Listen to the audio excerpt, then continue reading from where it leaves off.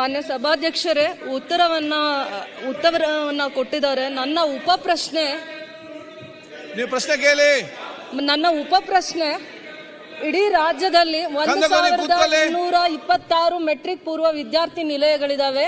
ಸರ್ಕಾರ ವಸತಿ ಶಾಲೆಗಳಿಗಿಂತ ವಿಭಿನ್ನವಾಗಿರುವಂತಹ ವಾತಾವರಣ ಈ ಜಾಗದಲ್ಲಿದೆ. ಅದೇ ಇಡೀ ರಾಜ್ಯದ ವಿಚಾರವಾಗಿ ನಾನು ಪ್ರಶ್ನೆ ಮಾಡ್ತಾ ಇದ್ದೀನಿ. ನನ್ನ ಕ್ಷೇತ್ರದಲ್ಲಿ ನಾನು ಪ್ರವಾಸ ಮಾಡಿದಾಗ ನನ್ನ ಅನುಭವಕ್ಕೆ ಬಂದಿರುವಂತ ವಿಚಾರ, ಮೆಟ್ರಿಕ್ ಪೂರ್ವ ಮತ್ತು ಮೆಟ್ರಿಕ್ ನಂತರ ವಿದ್ಯಾರ್ಥಿ ನಿಲಯಗಳಲ್ಲಿ ವಾತಾವರಣದಲ್ಲಿ ಪ್ರತಿ ವರ್ಷ 1 ಲಕ್ಷ ವಿದ್ಯಾರ್ಥಿಗಳು ಅವಲಂಬಿತರಾಗಿದ್ದಾರೆ. ಪ್ರತಿ ವರ್ಷ 1 ಲಕ್ಷ. ಪೋಷಕರ ಆರ್ಥಿಕ ಪರಿಸ್ಥಿತಿ ಈ ವಸತಿ ಶಾಲೆಗಳಲ್ಲಿ ಅಥವಾ ವಸತಿ ನಿಲಯಗಳನ್ನು ಅವಲಂಬಿಸಬೇಕಿರುವಂಥ ಪರಿಸ್ಥಿತಿ ಬಂದಿದೆ. ತಂದೆ ತಾಯಿಗಳ ಆರೈಕೆ ಇಲ್ಲದೆ ಇರುವಂಥ ಮಕ್ಕಳು, ಪೋಷಕರ ಆರ್ಥಿಕ ಪರಿಸ್ಥಿತಿ, ಕಾರ್ಮಿಕ ವರ್ಗದವರು, ವಿಶೇಷವಾಗಿ ಪರಿಶಿಷ್ಟ ವರ್ಗ, ಪರಿಶಿಷ್ಟ ಪಂಗಡದ ಮಕ್ಕಳು ಸಮಾಜ ಕಲ್ಯಾಣ ಇಲಾಖೆಯ ವಸತಿ ನಿಲಯಗಳನ್ನು ಆಶ್ರಯಿಸಿರ್ತಾರೆ. ಸರ್ಕಾರ ಮುಂಜೂರಾತಿಗಿಂತ, ಅಂದರೆ ಸರ್ಕಾರ ಒಂದು ನಿಗದಿಪಡಿಸಿರುತ್ತೆ, ಆ ಮುಂಜೂರಾತಿಗಿಂತ ದಾಖಲೆಗಿಂತ ಹೆಚ್ಚಿನ ಸಂಖ್ಯೆಯಲ್ಲಿ ಇಲ್ಲಿನ ಮಕ್ಕಳು ಅಡ್ಮಿಷನ್ಸ್ ಆಗ್ತಾರೆ. ಅಡ್ಮಿಷನ್ಸ್ ಆಗುವಂಥ ಪ್ರತಿ ವಿದ್ಯಾರ್ಥಿಗೆ, ಇದು ಉಪ ಪ್ರಶ್ನೆನೇ, ನಾನು ಪ್ರತಿಯೊಂದೂ ಉಪ ಪ್ರಶ್ನೆನೇ, ಪ್ರತಿ ವಿದ್ಯಾರ್ಥಿಗೆ 18,000ದಿಂದ 20,000 ಒಂದು ವರ್ಷಕ್ಕೆ ಸರ್ಕಾರ ಖರ್ಚು ಮಾಡ್ತಾ ಇದೆ. ಒಂದು ವರ್ಷಕ್ಕೆ. ನಾನು ವಸತಿ ಶಾಲೆಗಳದಕ್ಕೆ ವಿಭಿನ್ನವಾಗಿರುವಂಥ ವಿಚಾರ ಹೇಳ್ತಾ ಇದ್ದೀನಿ. ಅದೇ ರೀತಿ ಕೆಲವೊಂದು ರೆಂಟೆಡ್ ಬಿಲ್ಡಿಂಗ್ಸ್ ಅಲ್ಲೂ ಇವರು ಹಾಸ್ಟೆಲ್ಸ್ ನಡೆಸ್ತಾ ಇದ್ದಾರೆ. ಅಲ್ಲಿ ಪ್ರತಿ ವಿದ್ಯಾರ್ಥಿಗೆ ಪ್ರತಿ ವರ್ಷಕ್ಕೆ 26,000 ಖರ್ಚು ಬರುತ್ತೆ ಒಂದು ವಿದ್ಯಾರ್ಥಿಗೆ. ಏನು ವಸತಿ ನಿಲಯಗಳಲ್ಲಿ ಏನು ಸಮಸ್ಯೆ ಅಂತಂದಾಗ, ಹಾಸ್ಟೆಲ್ಸ್ ಅಲ್ಲಿ, ರೆಂಟೆಡ್ ಬಿಲ್ಡಿಂಗ್ ಅಲ್ಲಿರಲಿ, ಹಾಸ್ಟೆಲ್ಸ್ ಅಲ್ಲಿ ಇರಲಿ, ಮೊದಲನೇ ಕೊರತೆ ಸಿಬ್ಬಂದಿ, ವಾರ್ಡನ್ಸ್ ಇಲ್ಲ, ಅಡಿಗೆ ಮಾಡೋರಿಲ್ಲ, ವಾಚ್ಮ್ಯಾನ್ಸ್ ಅಲ್ಲಿ ಸರಿಯಾದ ರೀತಿಯಲ್ಲಿಲ್ಲ. ಅದಾದ್ಮೇಲೆ ಏನು ಗುಣಮಟ್ಟದ ಶಿಕ್ಷಣ ಕೊಡಕ್ಕಾಗ್ತಿಲ್ಲ. ಇಷ್ಟೆಲ್ಲ ಸರ್ಕಾರ ಖರ್ಚು ಮಾಡಿದಾಗ 1 ಲಕ್ಷ ವಿದ್ಯಾರ್ಥಿಗಳಿಗೆ 300 ಕೋಟಿವರೆಗೂ ದುಡ್ಡು ಪ್ರತಿ ವರ್ಷ ನಿಗದಿ ಇಡ್ತಾರೆ. 300 ಕೋಟಿ. ಚಿಕ್ಕ ಚಿಕ್ಕ ಸಮಸ್ಯೆಗಳು. ಆಮೇಲೆ ಇವರಲ್ಲೇ ಉತ್ತರ ಕೊಡುವಾಗ ನನಗೆ ಹೇಳ್ತಾ ಇದ್ದಾರೆ, ಉತ್ತರ ಕೊಡ್ತಾ, ಗುಣಮಟ್ಟದ ಶಿಕ್ಷಣಕ್ಕೆ ಆದ್ಯತೆ ಯಾಕೆ ಕೊಡ್ತಾ ಇಲ್ಲ, ಕ್ವಾಲಿಟಿ ಎಜುಕೇಶನ್ನ ಕಾನ್ಸಂಟ್ರೇಟ್ ಮಾಡಕ್ಕೆ ಯಾಕೆ ಆಗ್ತಾ ಇಲ್ಲ, failures of the basic infrastructure failures. ಅವರು ಎಷ್ಟು ಸ್ಟ್ರೆಂತ್ ಇದೆ ಆ ಮಕ್ಕಳಿಗೆ ಅನುಗುಣವಾಗಿ ಕೊಠಡಿಗಳಿಲ್ಲ, ಮಲಗುವಂಥ ಕೋಣೆ ಇಲ್ಲ, ಊಟ ಮಾಡೋ ಜಾಗ ಆರೋಗ್ಯಕರವಾಗಿಲ್ಲ, ಸ್ನಾನದ್ದಿಲ್ಲ. ನಾನು ಎಷ್ಟೋ ಹಾಸ್ಟೆಲ್ಸ್ ವಿಸಿಟ್ ಮಾಡಿ ಎಲ್ಲಿ ಒಂದು ತಾಯಿಯ ಆರೈಕೆಯ ರೀತಿ ಸಮಾಜ ಕಲ್ಯಾಣ ಇಲಾಖೆಯ ವಸತಿ ನಿಲಯಗಳಲ್ಲಿ ಆರೋಗ್ಯಕರವಾಗಿರುವಂಥ ವಾತಾವರಣ ಇಲ್ಲ ಅನ್ನುವಂಥ ವಿಚಾರನ ನಾನು ತಿಳಿಸುವಂಥ ಪ್ರಯತ್ನ ಮಾಡ್ತಾ ಇದ್ದೀನಿ. ಅದರ ಜೊತೆಯಲ್ಲಿ ಒಂದು ಸಮಸ್ಯೆ ನನಗೆ ಕಂಡು ಬಂದಿದ್ದೇನೆಂದ್ರೆ, ಇವರು ಉತ್ತರ ಕೊಟ್ಟಿರುವಂತದ್ರಲ್ಲಿ ಪ್ರತಿ ತಿಂಗಳು ತಹಸೀಲ್ದಾರು ವಿಸಿಟ್ ಮಾಡ್ತಾರೆ ಹಾಸ್ಟೆಲ್ಸ್ಗೆ ಅಂತ ಹೇಳ್ತಾ ಇದ್ದಾರೆ. ಪ್ರತಿ ತಿಂಗಳು ಯಾವ ತಹಸೀಲ್ದಾರು ಡಿಸಿಗೆ ರಿಪೋರ್ಟ್ ಮಾಡ್ತಾ ಇಲ್ಲ. ಹಾಸ್ಟೆಲ್ ಅಲ್ಲಿ ಎಷ್ಟು ಕ್ಲೈನ್ಲಿನೆಸ್ ಇದೆ, ಮಕ್ಕಳಿಗೆ ಸೇಫ್ಟಿ ಮೆಜರ್ಸ್ ಕೊಟ್ಟಿದೀವ, ಮಾರಲ್ ಎಜುಕೇಶನ್ಸ್ ಕೊಟ್ಟಿದೀವ, ಕ್ವಾಲಿಟಿ ಎಜುಕೇಶನ್ ಕೊಡ್ಲಿಕ್ಕೆ ಯಾಕೆ ಆ ಜಾಗದಲ್ಲಿ ಕಾನ್ಸಂಟ್ರೇಟ್ ಮಾಡಕ್ ಆಗ್ತಾ ಇಲ್ಲ. ಹಾಸ್ಟೆಲ್ಸ್ ಅಲ್ಲಿ, ಅಂದ್ರೆ ವಸತಿ ಶಾಲೆಗಳಲ್ಲಿ ಇಷ್ಟೇ ದುಡ್ಡು ಖರ್ಚು ಮಾಡ್ತಾರೆ. ಆ ಮಕ್ಕಳಿಗೆ ಒಳ್ಳೆ ರೀತಿ ಕ್ವಾಲಿಟಿ ಎಜುಕೇಶನ್ ಕೊಡಕ್ಕಾಗ್ತಾ ಇದೆ, ಸುರಕ್ಷತೆ ವಾತಾವರಣ ಕೊಡಕ್ಕಾಗ್ತಾ ಇದೆ. ಕ್ವಾಲಿಟಿ ಎಜುಕೇಶನ್ ಅಲ್ಲಿ ನಾವು ಇಂಪ್ರೂವ್ಮೆಂಟ್ ನೋಡ್ತಾ ಇದೀವಿ. ಮೊರಾರ್ಜಿ ಸ್ಕೂಲ್ಸ್ ಅಲ್ಲಿ ಕೊಡುವಂತ ದುಡ್ಡೇ ಇಲ್ಲಿ ಅಷ್ಟು ಖರ್ಚು ಮಾಡ್ತಾ ಇದ್ದಾರೆ. ಈ ಹಾಸ್ಟೆಲ್ಸ್ ಅಲ್ಲಿ ಸುರಕ್ಷತೆ ಇಲ್ಲ. ವಿಶೇಷವಾಗಿ ಆ ವಯಸ್ಸಿನಲ್ಲಿರುವಂತ ಮಕ್ಕಳಿಗೆ, ಅಂದ್ರೆ ಟೀನೇಜ್ ಅಲ್ಲಿರುವಂತ ಮಕ್ಕಳಿಗೆ, ಮೆಟ್ರಿಕ್ ಪೂರ್ವದಲ್ಲಿರುವಂತ ಮಕ್ಕಳಿಗೆ ಪ್ರತಿ ವರ್ಷ 1 ಲಕ್ಷ ಮಕ್ಕಳು, ಅಂದ್ರೆ 10 ವರ್ಷದಲ್ಲಿ 10 ಲಕ್ಷ ವಿದ್ಯಾರ್ಥಿಗಳಿಗೆ, ಸರ್ಕಾರದ ಆಶ್ರಯದಲ್ಲಿ ಓದುವಂತ ಮಕ್ಕಳಿಗೆ ಸುರಕ್ಷಿತವಾಗಿರುವಂತಹ ವಾತಾವರಣ ಇಲ್ಲ, ಆರೋಗ್ಯಕರವಾಗಿರುವಂತಹ ವಾತಾವರಣ ಇಲ್ಲ, ಮಾರಲ್ ಎಜುಕೇಶನ್ ಇಲ್ಲ, ಕ್ವಾಲಿಟಿ ಫುಡ್ ಇಲ್ಲ. ಅಲ್ಲಿ ವಾಸ್ತವ ವಿಚಾರ ಹೇಳ್ತೀರಿ. ನಿಮ್ಮ ಪ್ರಶ್ನೆ ಏನು? ಅಲ್ಲಿ ಇದ್ದಂತ ವಿಚಾರ ತಾವೆಲ್ಲ ಹೇಳಿದಿರಿ. ಈಗ what is your point? Quality food ಕೊಡ್ತಾ ಇಲ್ಲ ಸರ್. ಕೊಡ್ಲಿಕ್ಕೆ ಹೇಳಿ. 18 ಡಿಸ್ಟ್ರಿಕ್ಟ್ಸ್ ಅಲ್ಲಿ ಡಿಡಿಸಿ ಕಾಂಟ್ರಾಕ್ಟರ್ಸ್ ಆಗಿದ್ದಾರೆ ಸರ್. ಹೇಳಿ. ಅದಾದ್ಮೇಲೆ ಸರ್ಕಾರ ಎಲ್ಲ ಕಡೆನೂ ಸಮುದಾಯ ಭವನ ಕಟ್ಟಲಿಕ್ಕೆ 1,300 ಕೋಟಿ ಪ್ರತಿ ವರ್ಷಕ್ಕೆ ಖರ್ಚು ಮಾಡುತ್ತೆ. ಆದ್ರೆ ವಸತಿ ನಿಲಯಗಳಲ್ಲಿ ಮೂಲಭೂತವಾಗಿರುವಂತಹ ಸೌಕರ್ಯ ಕೊಡ್ಲಿಕ್ಕೆ ತಾರತಮ್ಯ ಮಾಡುತ್ತೆ, ಮಲತಾಯಿ ಧೋರಣೆ ಮಾಡುತ್ತೆ. ಮಾಡಕೂಡ್ದು. ಯಾಕಂದ್ರೆ ಸಮುದಾಯ ಭವನಗಳಿಗೆ 1,000 ಕೋಟಿ ಮಾಡಿ ಅಲ್ಲಿ ಖರ್ಚು ಮಾಡ್ಲಿ, ತಪ್ಪಿಲ್ಲ. ಆದ್ರೆ ಅಲ್ಲಿ ಯಾವುದೇ ಕಲ್ಯಾಣ ಕಾರ್ಯಕ್ರಮಗಳು ನಡೆಯಲ್ಲ. ಒಂದ್ಸತಿ ಕಟ್ಟದಾದ್ಮೇಲೆ ಪ್ರಶ್ನೆ ಕೇಳ್ತೀರಾ, ಅಲ್ಲಿ ಇದ್ದಂತ ವಾಸ ವಿಚಾರ ವರದಿ ಕೊಡ್ತೀರಾ, ಪ್ರಶ್ನೆ ಕೇಳಿ. ಏನಾಗ್ಬೇಕೀಗ ಅಲ್ಲಿ? ನನ್ನ ಒಂದು ಸುರಕ್ಷತೆ ಸಿಗ್ಬೇಕು, ಸುರಕ್ಷತೆ ಇಲ್ಲ, ಊಟ ಸರಿ ಬರ್ಬೇಕು, ಊಟದ್ದು ಕ್ವಾಲಿಟಿ ಇಲ್ಲ, ಭಯ ಇಲ್ಲ ಸರ್, ವಾರ್ಡನ್ಸೇ ಇಲ್ಲ ಬಹಳ ಜಾಗದಲ್ಲಿ. ಆಯ್ತು, ಪ್ರಶ್ನೆ ಕೇಳಿ. ಅಧ್ಯಕ್ಷರೇ, ಮಾನ್ಯ ಸದಸ್ಯರು ವಿಚಾರ ಸೀರಿಯಸ್ ಅದ, ತಾವು ದಯಮಾಡಿ ಗಂಭೀರ ತಗೊಳ್ಳಿ. ಒಂದೇ ಒಂದು ನಿಮಿಷ ಒಂದು ನಿಮಿಷ. ಸೀರಿಯಸ್ ಹೇಳ್ತಾರೆ ಅಧ್ಯಕ್ಷರೇ. ಒಂದೇ ಒಂದು ನಿಮಿಷ. ಹೇಳ್ತಾರ ತಾವು ಇದು ಈಜಿ ತೋಲತ್ತೀರ ಅಧ್ಯಕ್ಷರೇ. ಪ್ರಶ್ನೆ 15 ಡೈರೆಕ್ಟರ್ಗಳು ಗುತ್ತೇದಾರರಾಗ್ಯಾರ ಅಂತ ಹೇಳ್ತಾರೆ ಶಾಸಕರು.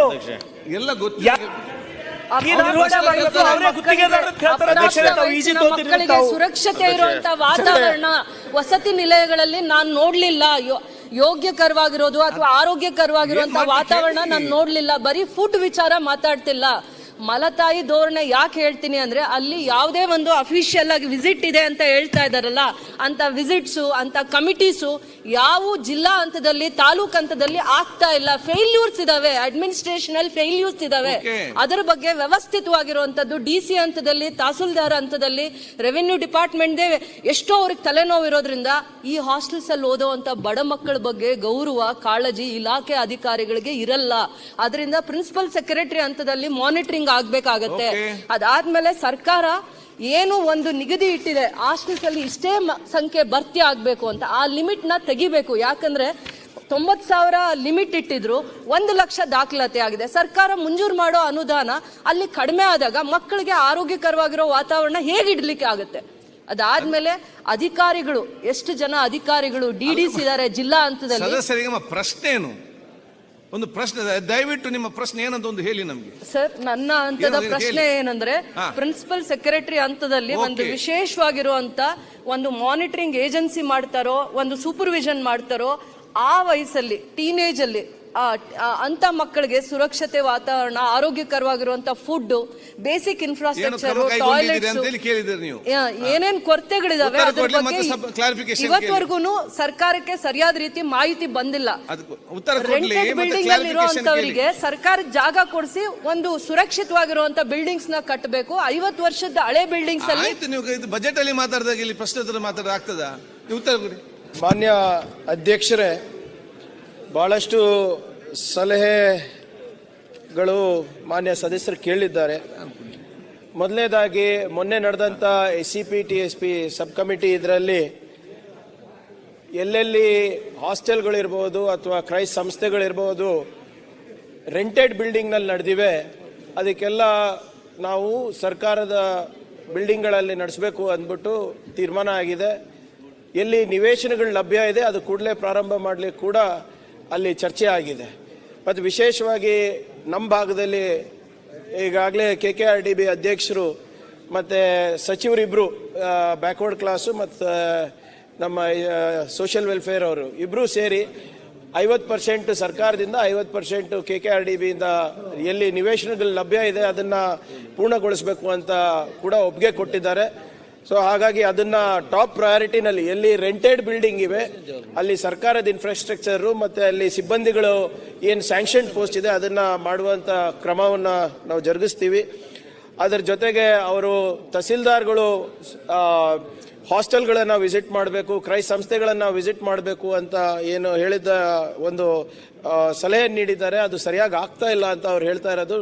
ನಾವು ಕೂಡ ನಮ್ಮ ಇಲಾಖೆ ವತಿಯಿಂದ COಗಳಿಗೆ ಆದಷ್ಟು ಮಟ್ಟಿಗೆ ಫೀಲ್ಡ್ ವಿಸಿಟ್ ಮಾಡಿಸ್ಬೇಕು ಅಂತ ಕೂಡ ನಾವು ಹೇಳಿದ್ದೀವಿ. ಮತ್ತು ವಿಶೇಷವಾಗಿ ಹಾಸ್ಟೆಲ್ಗಳಲ್ಲೇ ಹೋಗಬೇಕು ಅಂತ ಕೂಡ ನಾವು ಆದೇಶವನ್ನು ನಾವು ಆಗಲೇ ಹೊರಡಿಸಿದ್ದೀವಿ. ಅದನ್ನು ಫಾಲೋ ಅಪ್ ಕೂಡ ಪ್ರತಿ ತಿಂಗಳು 2ನೇ ತಾರೀಕಿಗೆ ನಾವು ಫಾಲೋ ಅಪ್ ಮಾಡ್ತೀವಿ. ಅದಕ್ಕೆ ಮೊನ್ನೆ ಕೂಡ ಮಾನ್ಯ ಮುಖ್ಯಮಂತ್ರಿಗಳು ಇಲ್ಲೇ ಒಂದು ಹಾಸ್ಟೆಲಿಗೆ ಹೋಗಿ ಅವರು ಕೂಡ ಮಧ್ಯಾಹ್ನ ಊಟ ಮಾಡಿದ್ದಾರೆ. ಅದರ ಎನ್ರೋಲ್ಮೆಂಟ್ ಬಗ್ಗೆ ಹೇಳಿದ್ರು. ಇನ್ಫ್ರಾಸ್ಟ್ರಕ್ಚರ್ ಕಮ್ಮಿ ಆಗಿದೆ ಮತ್ತು ಎನ್ರೋಲ್ಮೆಂಟ್ ಜಾಸ್ತಿ ಆಗಿದೆ ಅಂತ. ಖಂಡಿತವಾಗಿ ಇಲ್ಲಿ ಗುಣಮಟ್ಟವಾದಂಥ ಶಿಕ್ಷಣ ಸಿಗ್ತಾ ಇರೋದ್ರಿಂದ ಎನ್ರೋಲ್ಮೆಂಟ್ ಜಾಸ್ತಿ ಆಗ್ತಾ ಇದೆ. ನೀವು ಮೊನ್ನೆ ನಡೆದಂಥ SSLC ರಿಸಲ್ಟ್ ತೆಗೆದು ನೋಡಿದ್ರೆ ಆಲ್ಮೋಸ್ಟ್ 100% ರಿಸಲ್ಟ್ ನಮ್ಮ ಕ್ರೈಸ್ಟ್ ಸಂಸ್ಥೆಗಳಿಂದ ಹೊರಗೆ ಬರ್ತಾ ಇದ್ದಾರೆ. ಹಾಸ್ಟೆಲ್ನಲ್ಲಿ ಇರುವಂಥ ವ್ಯವಸ್ಥೆಗಳ ಬಗ್ಗೆ ಅಂದರೆ ಆರೋಗ್ಯ ಇರ್ಬೋದು, ಶಿಕ್ಷಣ ಇರ್ಬೋದು, ಮತ್ತು ಅವರ ಸುರಕ್ಷತೆ ಬಗ್ಗೆ ಇರ್ಬೋದು, ಅದು ಕೂಡ ಅದ್ರ ಮೇಲೆ ಗಮನ ಕೊಡಬೇಕು ಅಂತ ಮಾನ್ಯ ಸಚಿವರು ಹೇಳ್ತಾ ಇದ್ದಾರೆ. 100% ಅದನ್ನು ವೈಜ್ಞಾನಿಕವಾಗಿ ನಾವು ಪರಿಶೀಲನೆ ಮಾಡಿಬಿಟ್ಟು ಕ್ರಮವನ್ನು ನಾವು ವಹಿಸ್ತೀವಿ. ಯಾವುದೇ ರೀತಿಯಾಗಿ ಮಕ್ಕಳಿಗೆ ಸುರಕ್ಷತೆ ನಲ್ಲಿ ಮತ್ತು ಅವರ ಆಹಾರ ಮತ್ತು ಆರೋಗ್ಯದಲ್ಲಿ ನಾವು ಕಾಂಪ್ರಮೈಸ್ ಮಾಡಲಿಕ್ಕೆ ತಯಾರಿಲ್ಲ. ಅದನ್ನು ಏನೇನು ಸಲಹೆಗಳನ್ನು ಮಾನ್ಯ ಶಾಸಕರು ಕೊಟ್ಟಿದ್ದಾರೆ ಅದು ಸಚಿವರ ಗಮನಕ್ಕೆ ತಂದು ಕೂಡಲೇ ಅದಕ್ಕೆ ಕ್ರಮ ವಹಿಸಲಿಕ್ಕೆ ಅಧಿಕಾರಿಗಳು ಕೂಡ ಇಲ್ಲೇ ಇದ್ದಾರೆ. ಅವರಿಗೂ ಕೂಡ ನಾನು ಅಧ್ಯಕ್ಷರೇ ಸರ್, ಈಗ ಸಭಾಧ್ಯಕ್ಷರೇ, ಗೌರವಾನ್ವಿತ ಸದಸ್ಯೆ ಶ್ರೀಮತಿ ರೂಪಕಲಾ ಅವರು ಬಹಳ ಒಂದು ಒಳ್ಳೆ ಗಂಭೀರ ವಿಚಾರ ತಂದಿದ್ದಾರೆ. ಅವ್ರು ಬಹಳ ಹಾರ್ಡ್ವೇರ್ ಬಗ್ಗೆ ಹೇಳ್ತಾ ಇದ್ದಾರೆ, ಆ ಸಮಸ್ಯೆ ಈ ಕೊರತೆ ಅಂತ. ನಾನು ಈ ಸಂದರ್ಭದಲ್ಲಿ ಸರ್ಕಾರದ ಗಮನನ ಒಂದು ವಿಚಾರದ ಬಗ್ಗೆ ಸೆಳಿತೀನಿ. 20 ದಿವಸದ ಹಿಂದೆ ಚಿತ್ರದುರ್ಗದಲ್ಲಿ ಹಿರಿಯೂರು ತಾಲೂಕಿನಲ್ಲಿ ಒಂದು ನವೋದಯ ಶಾಲೆಯಲ್ಲಿ 8ನೇ ಕ್ಲಾಸ್ ಹುಡುಗ ಸೂಸೈಡ್ ಮಾಡ್ಕೊಂಡ್ಬಿಟ್ಟ. 8th ಸ್ಟ್ಯಾಂಡರ್ಡ್ ಬಾಯ್. ನಾನು ಅವ್ರ ಮನೆ ಹೋಗಿದ್ದೆ, ಶಾಲೆಗೆ ಹೋಗಿದ್ದೆ, ಪ್ರಿನ್ಸಿಪಾಲ್ ಜೊತೆ ಮಾತಾಡಿದೆ. ಅದ ಮಾರನೇ ದಿವಸ ನಮ್ಮ ಉಪಸಭಾಧ್ಯಕ್ಷರ ಕ್ಷೇತ್ರದಲ್ಲಿ ಮೊರಾರ್ಜಿ ದೇಸಾಯಿ ಶಾಲೆಯ 7ನೇ ಕ್ಲಾಸ್ ವಿದ್ಯಾರ್ಥಿನಿ ಸೂಸೈಡ್ ಮಾಡ್ಕೊಂಡ್ರು.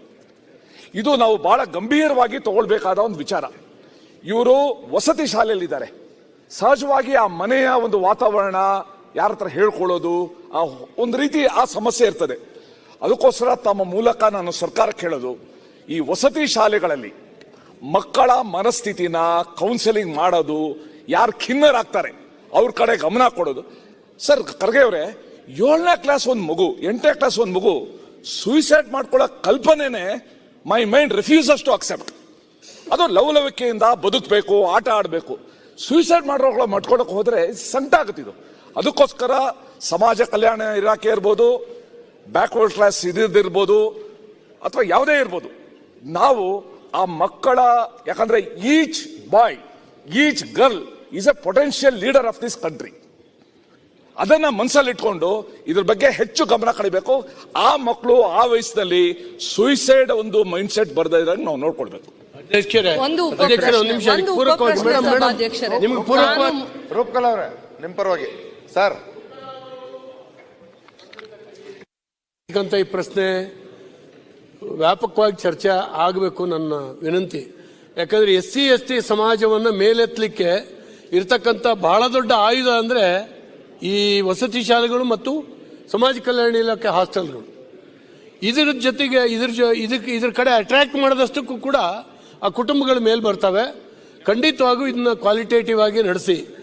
ನನ್ನ ವಿನಂತಿ ಇಷ್ಟೇನೆ, ಕೆಲವು ಕಡೆ ಎಜುಕೇಷನ್ ಇನ್ಸ್ಟಿಟ್ಯೂಷನ್ಗಳು ಚೆನ್ನಾಗಿದ್ದಲ್ಲಿ ನಿಮ್ಮ ಹಾಸ್ಟೆಲ್ಗಳಿಗೆ ಜಾಸ್ತಿ ಬರ್ತಾರೆ ಮಕ್ಕಳು, ಕೆಲವು ಕಡೆ ಕಮ್ಮಿ ಆಗ್ತಾ ಇರ್ತದೆ. ಉದಾಹರಣೆಗೆ ನಾನೇ ಒಂದು ಲೆಟರ್ ಕೊಟ್ಟಿದ್ದೀನಿ. ಚಿಕ್ಕಮಗಳೂರು ಜಿಲ್ಲೆ ಕಮ್ಮರಡಿಯಲ್ಲಿ ಒಳ್ಳೆ ಎಜುಕೇಷನ್ ಇನ್ಸ್ಟಿಟ್ಯೂಷನ್ ಇದೆ. ನಿಮ್ಗೆ ರಾಯಚೂರಿಂದ ಮಕ್ಕಳು ಬಂದು ಅಲ್ಲಿ ಸೇರ್ತಾ ಇದ್ದಾರೆ ಎಜುಕೇಷನ್ ಇನ್ಸ್ಟಿಟ್ಯೂಷನ್ಗೆ. ಆ ಮಕ್ಕಳಿಗೆ ಅಲ್ಲಿ ಹಾಸ್ಟೆಲ್ಗೆ ಎನ್ಹಾನ್ಸ್ ಮಾಡಬೇಕು. ಅಲ್ಲಿ 150 ಏನೋ ಇದೆ, 200ಕ್ಕೆ ಎನ್ಹಾನ್ಸ್ ಮಾಡಿದ್ರೆ ಅಲ್ಲಿ ಮಕ್ಕಳಿಗೆ ಸರಿಯಾಗುತ್ತೆ. ತಕ್ಷಣ ಅದಕ್ಕೆ ಮಂಜೂರಾತಿಯನ್ನು ದಯವಿಟ್ಟು ದೊರಕಿಸ್ಕೊಡಿ. ಹಾಸ್ಟೆಲ್ಗಳು ಸಣ್ಣ ಪುಟ್ಟ ನ್ಯೂನತೆ ಇದ್ರೂ ಚೆನ್ನಾಗಿ ನಡೀತಾ ಇದ್ದಾವೆ. ಅದು ಮಕ್ಕಳಲ್ಲಿ ಬರ್ತಾ ಇರುವಂಥದ್ದು ಸಂತೋಷಕರವಾದಂಥ ಸಂಗತಿ. ಇದು ಖಂಡಿತವಾಗೂ ಕ್ವಾಲಿಟಿ ಒಳ್ಳೇದು ಮಾಡಿ. ಒಂದು ಗಂಭೀರವಾದಂಥ ಆಪಾದನೆ ಮಾಡಿದ್ರು ಮೇಡಮ್, ನಮ್ಮ DDಗಳೇ ಕಾಂಟ್ರಾಕ್ಟರ್ ಆಗಿದ್ದಾರೆ, ಫುಡ್ ಕಾಂಟ್ರಾಕ್ಟರ್ ಆಗಿದ್ದಾರೆ ಅಂತ. ಎನ್ಕ್ವೈರಿ ಮಾಡಿ ಇದನ್ನು ತೆಗೆದೇ ಹೋದ್ರೆ ಆ ಮಕ್ಕಳಿಗೆ ಒಳ್ಳೆ ಎಜುಕೇಶನ್, ಒಳ್ಳೆ ಫುಡ್ ಸಿಕ್ಕೋದಿಲ್ಲ. ಒಳ್ಳೆ ಫುಡ್ ಸಿಕ್ಕದೇ ಇದ್ರೆ ಮಾನಸಿಕವಾಗಿ ಖಿನ್ನರಾಗ್ತಾರೆ ಮತ್ತು ಅವರು ಬಿಟ್ಟು ಡ್ರಾಪ್ ಔಟ್ ಆಗ್ತಾರೆ. ಹಾಗಾಗಿ ಫುಡ್ ಯಾರು ವಿತರಣೆ ಮಾಡ್ತಾ ಇದ್ದಾರೆ? ಯಾಕೆ DDಗಳು ಅದನ್ನು ವಿತರಣೆ ಮಾಡಬೇಕು? ಯಾರೋ ಕೆಲವರು ಕೋಟಿ ಸ್ಟೇ ತಂದ್ಕೊಡೋದು, ಈ DDಗಳು ಸೇರ್ಕೊಂಡು ಅವ್ರ ಜೊತೆಗೆ ಹಣ ಹೊಡೆಯುವಂತ ಕೆಲಸವನ್ನ ಈ ರಾಜ್ಯದಲ್ಲಿ ಸಮಾಜ ಕಲ್ಯಾಣ ಇಲಾಖೆ ಹಾಸ್ಟೆಲ್ಗಳಲ್ಲಿ, ವಸತಿ ಶಾಲೆಗಳಲ್ಲಿ ನಡೀತಾ ಇದೆ. ಇದನ್ನ ನಿಯಂತ್ರಣ